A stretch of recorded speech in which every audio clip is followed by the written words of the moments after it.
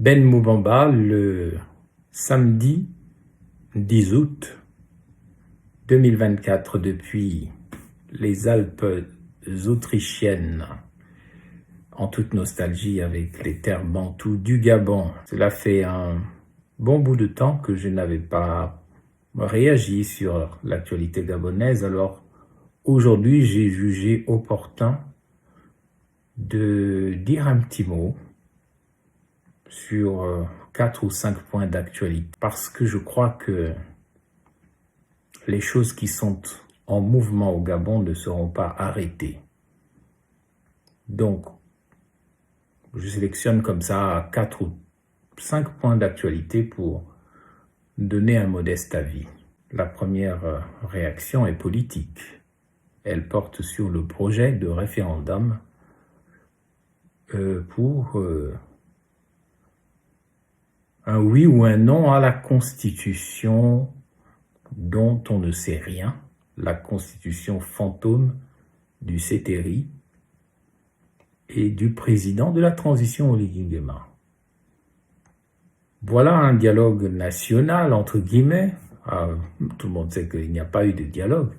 Il y a une chambre d'enregistrement avec un complot pour valider ce qui n'a jamais été un coup de libération, mais comme l'a dit le professeur Ondossa, une révolution de palais visant à pérenniser le système Bongo-PDG France-Afrique pour 50 ans de plus. On a fait semblant de faire un coup de libération, mais en réalité, on a maintenu le système en place, en changeant juste les choses au niveau de la première dame, Sylvia Bongo-Valentin, et de son fils putatif Noureddine Bongo-Valentin, c'est tout. Et puis quelques menus frétins. Donc on fait un pseudo-dialogue qui n'en a jamais été un, et puis après, on fait un référendum et on ne sait pas qui a écrit la Constitution. Il paraît qu'il y a une Constitution, tout est fait dans l'obscurité, il n'y a aucune adhésion populaire, il n'y a aucune crédibilité, puis on veut nous faire voter. Alors, j'entends dire qu'il y en a qui sont pour le oui, mais le oui à quoi? Il y en a qui sont pour le non, mais le non à quoi? Moi, je ne me prononcerai pas sur ce référendum, puisqu'on ne sait pas de quoi il s'agit. Donc, j'appelle les populations à ne pas s'intéresser à ce débat sur le référendum. Il n'est pas d'initiative populaire, il n'est pas issu d'un vrai mouvement de transition, parce que la transition en cours n'est pas la transition que nous avons prêchée depuis des années. C'est une fausse transition et elle ne mènera nulle part. Elle est déjà nulle et de nul effet, comme je l'ai dit depuis un an. Ça ne donnera rien. Ça accouchera d'une souris. Donc au plan politique, référendum, nada, rien. N'attendez rien de ça et ne vous intéressez pas à ça. Laissez-les s'agiter comme des coqs qui sont déjà dans la sauce, qu'ils ont eux-mêmes préparée. Ils assumeront les conséquences de leur turpitude, mais nous ne leur donnons pas de légitimité en nous intéressant à ce débat qui ne mènera nulle part de toutes les façons. Au plan politique, il y a aussi la déclaration de son Excellence, Monsieur l'ambassadeur de France, qualifiant la transition gabonaise d'impressionnante. Moi, je condamne ces propos. Je crois que la France d'Emmanuel Macron n'a toujours pas compris. Nous avons vécu de fausses indépendances, contrairement aux pays anglophones ou aux pays lusophones. La décolonisation française nous a laissés avec un statut finalement d'indigène qu'on dit indépendance, c'est-à-dire des esclaves libérés, mais dont on ne sait quoi, libérés à un niveau dont nous avons du mal à nous en sortir. Et c'est pour ça que le président Léon Bas, le premier président, porte une responsabilité historique.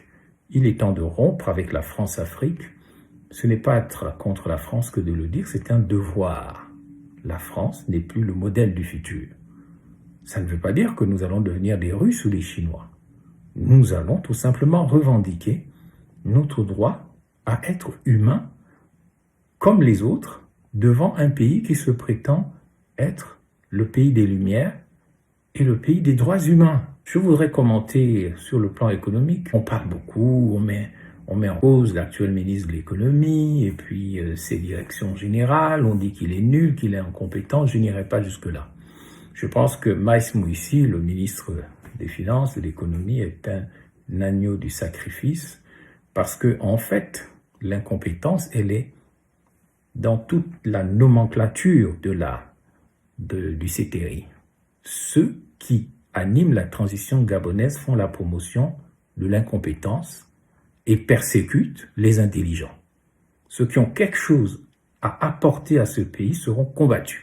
Ils seront poursuivis et ceux qui seront mis à l'avant, ce sont ceux qui n'ont aucune expertise, ceux qui ne sont pas dotés d'une matière grise convaincante, mais tout simplement parce qu'ils ont une grande gueule et parce qu'ils sont violents et agressifs. Mais j'avertis les Gabonais que ce dont il est question ici, c'est de ne pas être... C'est pas une question de personne, d'Oligui Nguema, d'Opianga, d'un tel et un tel autre, non. En réalité, toutes les agences de notation du monde, celles qui notent le niveau économique et financier d'un pays, nous ont mis dans le rouge. Nous n'avons plus d'argent, nous n'avons pas d'argent, nous ne sommes pas en sécurité, le pays est en train de s'effondrer au niveau financier et économique. Et on multiplie les dettes et on va détruire notre pays, on va le vendre et le Gabon risque de devenir une colonie camerounaise dans quelques années si on n'y prend pas garde et toutes les ressources du pays risquent d'être finalement bloquées par des intérêts financiers parce que nous sommes trop endettés et que nous ne sommes plus en mesure de rembourser notre dette. Et c'est dans ce contexte qu'il faut condamner ce qui s'est passé dans le dossier Webcor, c'est-à-dire le Gabon qui a signé un accord avec une société de Malaisie, ITP Webcor, comme quoi on va faire un marché, et puis après, ça ne s'est pas bien passé, on est allé au tribunal arbitral de Paris, le Gabon a eu gain de cause à un moment, et puis bizarrement, le président de la transition et ses amis, à savoir l'agent judiciaire de l'État, qui est parenté à sa deuxième femme, eh bien, ils ont négocié avec les Maltais ou les Malaisiens pour que finalement on paye alors qu'on avait gagné et qu'on n'avait plus à payer cet argent à la mafia. On a décidé tout simplement de donner de l'argent à la mafia, de leur donner 77 milliards. C'est beaucoup d'argent. Alors même qu'on avait gagné, ça veut dire que derrière, il y a des rétrocommissions que certaines personnes autour d'Oligui Nguema et de CTRI vont se partager sur le dos du Gabon. 77 milliards de francs CFA, c'est énormément d'argent, c'est une bonne centaine de millions d'euros, une bonne centaine de millions de dollars. On ne sait pas pourquoi les choses se passent comme ça. Et puis, il ne faut pas critiquer, il ne faut rien dire, parce qu'on compte sur la bêtise des gens qui ne réfléchissent pas pour que ces dossiers-là ne sortent pas. Et c'est donc ici qu'il faut vraiment rappeler aux Gabonaises et Gabonais que nous sommes en danger économiquement. Il faut un retour à l'ordre constitutionnel et un changement de cap au niveau de la gouvernance du pays. Sinon, ce pays va s'effondrer. L'État gabonais va s'effondrer. C'est de ça dont il s'agit. Mais les gens, ils personnalisent les choses, ils voient leurs parents, ils voient les noms des gens, alors que c'est le pays qui est en danger et qui est sur le point de s'effondrer économiquement sous le poids de la dette. Donc, je voudrais dire à ce sujet que quelque chose doit se passer au Gabon. Ce n'est pas parce qu'on va faire un référendum, c'est pas parce qu'on va essayer de faire plaisir au Cameroun, Paul Biya, en livrant des petits-enfants qui font de l'activisme, que l'argent du Gabon va être libéré au niveau de la Banque des États de l'Afrique centrale ou que nous allons avoir des facilités financières. Je pense qu'il faut changer de cap. C'est dont il est question, c'est le changement de cap. Et je souhaite qu'on en arrête avec le militarisme politique. On pense qu'il faut militariser au Gabon. Ce n'est pas une bonne solution. Le Gabon a une autre voie à montrer que celle de la militarisation. Nous ne sommes pas sous alerte terroriste. Nous ne sommes pas en danger militairement. Nous ne sommes pas en guerre. Et on ne voit pas pourquoi des militaires, on leur donnerait le pouvoir absolu. Non seulement ils ont des armes, mais en plus, il faut leur donner un pouvoir absolu où personne ne peut les contrôler. Et c'en est fini de l'équilibre des pouvoirs. Et c'est ici que le fait que Oligui Nguema veuille faire une hyper-présidence sans Premier ministre, sans contrôle, où c'est lui qui est le seul, c'est lui qui est la seule main qui donne et les autres mains doivent être au-dessous, eh bien il se trompe, il ne connaît pas les règles de la gouvernance. Et je suis d'accord avec cet activiste qui, dans une déclaration sur les réseaux sociaux, a rappelé à Oligui Nguema que, en réalité, depuis le début des sciences politiques, on sait que la main qui donne, c'est le peuple. C'est pas le président. C'est le peuple qui donne la souveraineté. C'est le peuple qui donne le pouvoir. Par l'adhésion, par le poids du nombre, d'un certain nombre de volontés autour d'un leader. La main qui donne, c'est le peuple. C'est celle qui est au-dessus.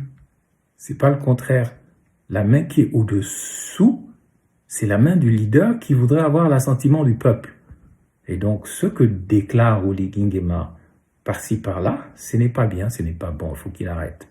Nous ne sommes pas ses sujets, ce n'est pas un royaume. Nous sommes des citoyens d'un État qui est en construction et ces citoyens doivent être respectés par les leaders qui conduisent la nation. Donc, cette manière de vouloir arrêter les gens, manipuler, faire et parler tout le temps du jeu, du moi, de personnellement, de son ego, ça ne correspond pas aux instruments de la gouvernance qu'attend le Gabon pour reprendre sa marche vers le progrès. Et je voudrais finir aussi sur un point d'actualité. Il y a beaucoup de choses qui se passent au Gabon, mais les gens n'en parlent pas. Il y a des crimes rituels, il y a des tueries, il y a des gens qui meurent. Mais comme on a acheté tout le monde, on a acheté les religieux, on a acheté les ecclésiastiques, on a acheté les activistes, plus personne ne parle, même des crimes rituels. Il y a des disparitions, il y a des morts, il y a du sang. On a acheté tout le monde, on a muselé la presse, on a muselé les activistes, on a muselé les ecclésiastiques, tout le monde, même dans les sermons du dimanche, c'est Oligui, Oligui, Oligui. On est en train de faire du culte de la personnalité le seul instrument de management d'un État, alors que nous avons besoin d'institutions fortes et non d'un homme fort. Donc, j'attire au plan social l'attention de l'opinion sur l'insécurité. Contrairement à ce que disent certains activistes qui sont maintenant nourris au biberon du pouvoir cétéri, il n'y a pas de sécurité au Gabon. Il y a des disparitions d'enfants, de femmes, des crimes rituels, des choses qui ne sont pas normales. Il y a des arrestations, il y a du B2, il y a des gens qui sont en prison en ce moment pour avoir émis un avis, mais seulement la presse n'en parle plus parce que on a doublé ou quintuplé le budget de la presse. Donc comme la presse a de l'argent, elle ne parle plus. Et comme les activistes ont reçu de l'argent, ils ne parlent plus. Même pas des crimes rituels. Moi, je n'attends plus M. Eba en parler des crimes rituels qui continuent pourtant. SOS prisonniers, on les entend plus, mais tout le monde s'est tué et le pays est en train de s'éteindre. J'en appelle donc au sursaut de la nation gabonaise. Il faut que quelque chose se passe dans notre pays. Il faut un sursaut. Il faut un changement de cap. On ne peut pas continuer dans le culte de la personnalité sans savoir où va le Gabon. Quel est l'argent? Qui profite de l'argent du Gabon, mon Dieu? Qui profite de l'argent du Gabon? Pourquoi toutes les agences de notation nous ont mis dans le rouge? Pourquoi le pays est en train de s'effondrer et personne ne parle? Quelles que soient les politiques qu'on fait, on répare une route par-ci, on met du ciment par-là, on met un peu de peinture, on met des écriteaux Nzengayon à Kanda dans la rue. Les gens sont contents, mais ça, c'est pas l'argent, ça. Mais qui profite de l'argent du Gabon? Voilà la question à laquelle on devrait répondre. Tout le reste, c'est que du bavardage.